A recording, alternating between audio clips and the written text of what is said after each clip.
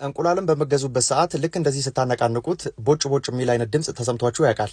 ብዙዎቻችሁ እንደውም እንቁላል ተበላሽቷል አልተበላሸም ብላችሁ የምትለዩበት አንደኛው መንገድ አድርጋችሁ ትጠቀሙበታላችሁ። ነገር ግን ይሄ የእንቁላሉን መበላሸትና ለመበላሸት የሚለይ አይደለም። ቦጭ ቦጭ ማለቱም ደግሞ ተበላሽቷል እንድንል የሚያደርገን አይደለም።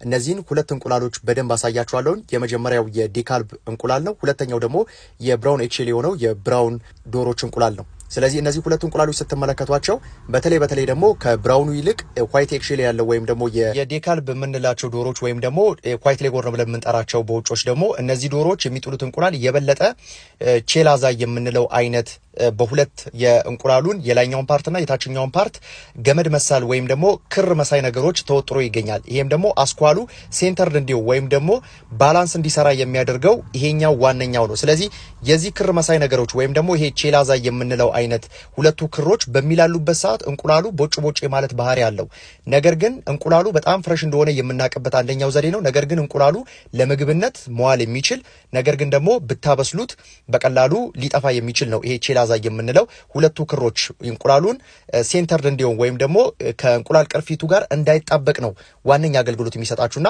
ብዙዎቻችሁ ከብራውን ኤክሼል ላይ ብዙ አይታይም ይሄ ቼላዛ የምንለው። ነገር ግን እንቁላሉ በጣም ፍሬሽ በሆነበት ሰዓትና በእነዚህ በዋይት ሌጎርን እንዲሁም ደግሞ በዴካልብ ዝርያዎች ላይ በስፋት የሚገኝ አይነት ነገር ነው ማለት ነው። ስለዚህ እንደምትመለከቱት ክር መሳይ ነገር ነው።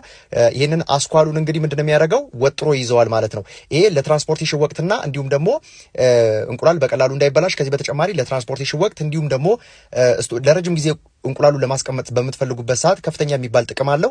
እንዲሁም ደግሞ የማስፈልፈል ስራ ላይ ካላችሁ ደግሞ ይሄ ቼላዛ የምንለው ግብአት የሚጠቅመው ዋነኛው ነገር ምንድነው የተስተካከለ ጤናማ የሚባል የጫጩት አስተዳደግ ወይም ደግሞ የዘር እድገቱ ያማረ እንዲሆን የተስተካከለ እንዲሆን ዋነኛ ሚና ይጫወታል ማለት ነው። ስለዚህ በሁሉም በኩል የዘር እድገቱ የተቀላጠፈ እንዲሆን የሚያስችል ይሆናል።